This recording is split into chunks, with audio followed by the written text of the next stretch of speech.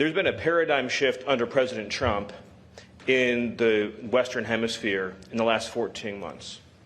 Some of that was touched on by the earlier speakers, but just to restate it, we are not going to cede an inch of territory in this hemisphere to our enemies or our adversaries. Our national security, our homeland security, the safety and well-being of our people begins at home, begins in our neighborhood, begins in our home region.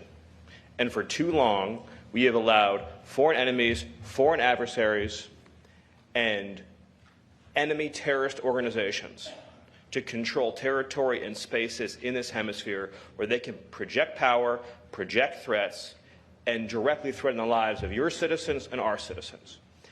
And so under the leadership of President Trump, we are using hard power, military power, lethal force to protect and defend the American homeland.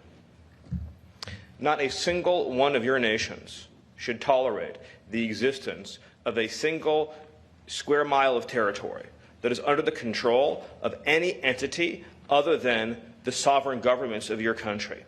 The idea that we would have in this hemisphere area that are under the physical control of foreign terrorist organizations, paramilitary organizations, is completely unacceptable.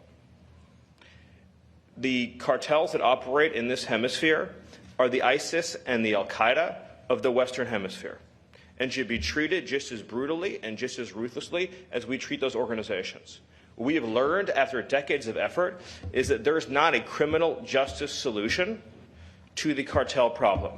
There are elements of the problem that require a criminal justice solution, to be sure, but just as we fought Al-Qaeda and fought ISIS with the tip of a very lethal spear, the reason why this is a conference with military leadership and not a conference of lawyers is because these organizations can only be defeated with military power. And I see some heads nodding up front because they understand. You're dealing with a lot of lawyers in your own country, I'm sure. You have my permission not to listen to them.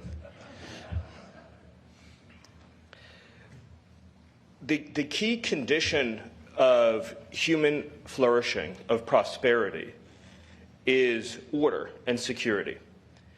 A country cannot pursue economic growth, cultural enrichment, art, architecture, education, science, if it doesn't have fundamental security first.